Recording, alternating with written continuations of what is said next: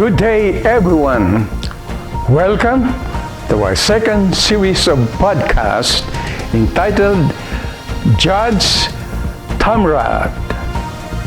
And I'm your host, Judge Tomas Rodrigues.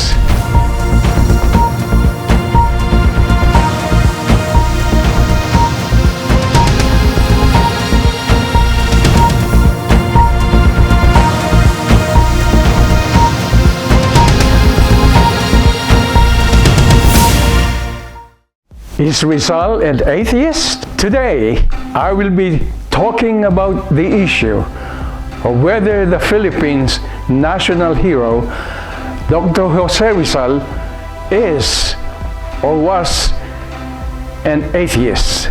But before we proceed further, we should ask ourselves, what does an atheist mean? The American Heritage College Dictionary defines atheism to be disbelief in or denial of the existence of God, or the doctrine that there is no God or gods. While browsing the internet, my attention was caught by a question about our national hero, asking, was Jose Rizal an atheist? And somebody got curious and responded by asking, to quote, most historians regard Rizal as an atheist. However, she did not mention the names of those historians who considered Rizal as an atheist. Who among you consider Rizal an atheist? This morning, I submit to you that Rizal believed in God and left a legacy of the love of God. You may ask, how did Dr. Rizal accomplish leaving a legacy of love of God? How can we prove that Rizal loved God? Of course, we can prove it not only by his own writings, but also by his deeds, the way he acted in accordance with the Holy Scripture. I will be presenting writings of historians and authors of books that Rizal loved God, and he gave us some principles to live by. Namely, number one, Rizal was thankful to God and not to worry about anything, because we are all in the hands of divine providence. Two, he taught us to be forgiving, that God is merciful, and therefore we should also be merciful. Three, he taught us that education without God is not true education. Number four, he admonished us to teach our children acts of honesty and deeds, love for the fellow man, and respect for God. Now, how do we know that Rizal was thankful to God? According to the historians Gregorio F. Zaide and Sonia M. Zaide, Rizal had offered his services as military doctor in Cuba, which was then in the throes of a revolution and a raging yellow fever epidemic. There was a shortage of physicians to ministers to the needs of the Spanish troops and the Cuban people.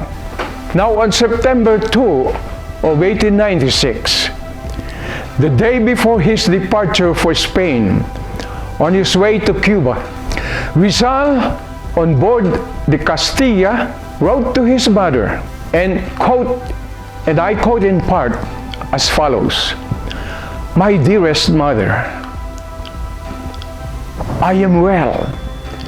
Thank God, I am only concerned as to what will happen or shall have happened to you in these days of upheaval and disorder.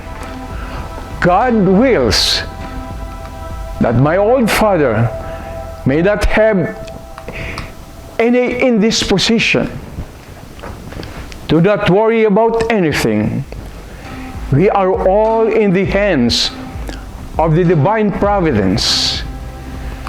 Not all those who go to Cuba die, and in the end, one has to die, at last die doing something good.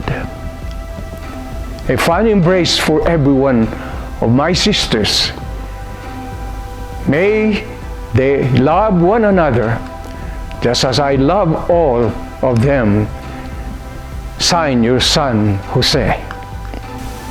Did Rizal taught us to be forgiving and be merciful? Yes. On December 29, 1896, 8 o'clock p.m., Rizal had his last supper. He informed Captain Dominguez, who was with him, that he, Rizal, forgave his enemies, including the military judges who condemned him to death. Jesus on the cross said, "Father, forgive them, for they do not know what they are doing." This is in Luke chapter 23, verse 34. When Rizal was on Brussels, he received bad news from home in Calamba, Laguna. The Dominican order continually raised the land rents until such time that Rizal's father refused to pay his rent. Other tenants, inspired by Don Francisco's courage, also refused to pay the unreasonable rents. The tenants, including the Rizal family, were persecuted.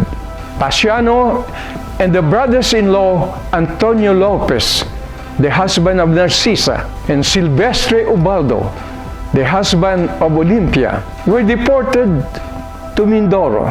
Another brother-in-law, Manuel T. Hidalgo, the husband of Saturnina, was banished for a second time to Bohol.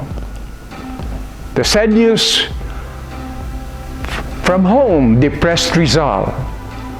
His heart bled to know the sorrowful plight of his parents, brothers, and brothers-in-law. From Brussels, he wrote to his sister Soledad on June 6, 1890, "I may be what my enemies desire me to be, yet never an accusation are they able to hurl against me which make me blush or lower my forehead.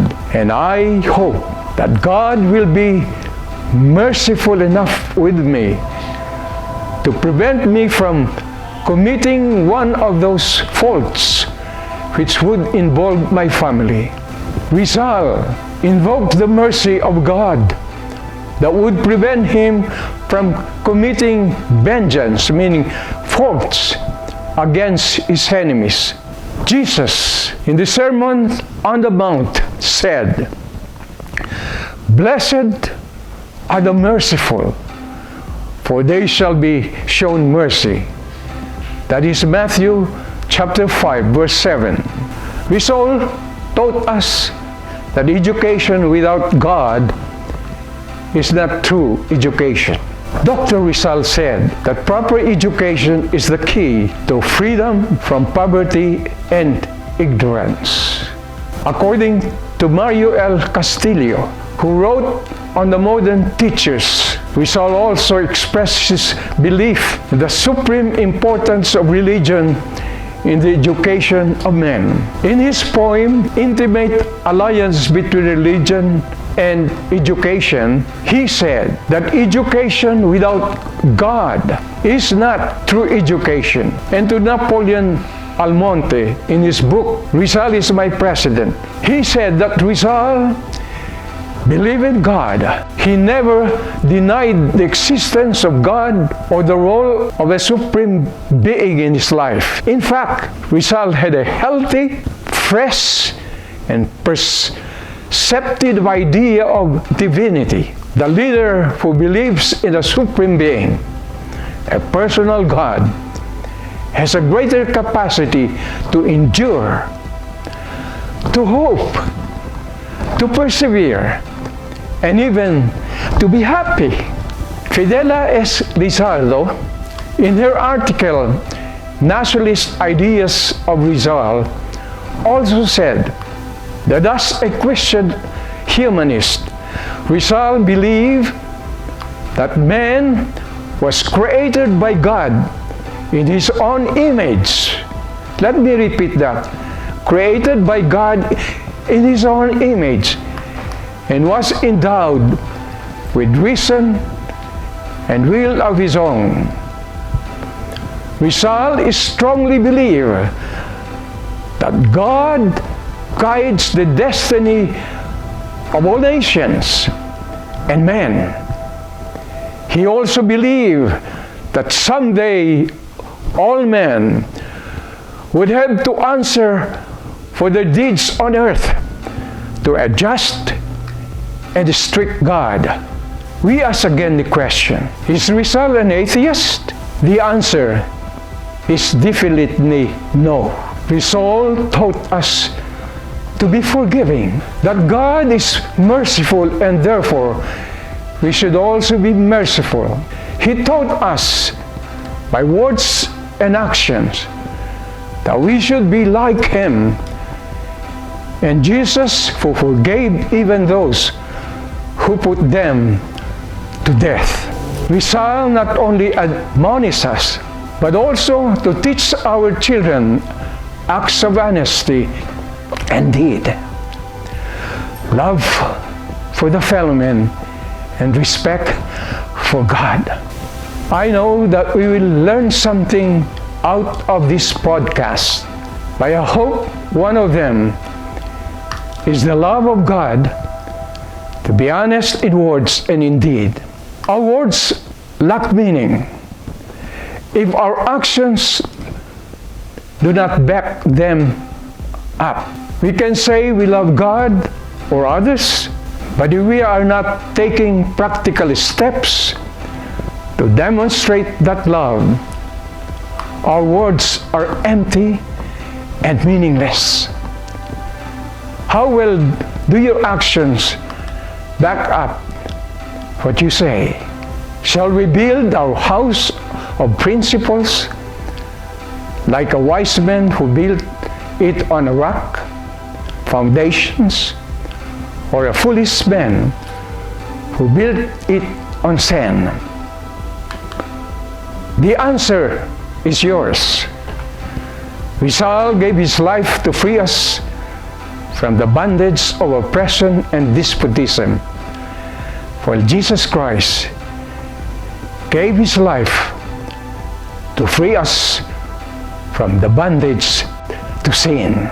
Rizal's love of God, his words, will resonate within our society, in the world today, tomorrow, and years to come. Thank you again for listening, and God bless everyone.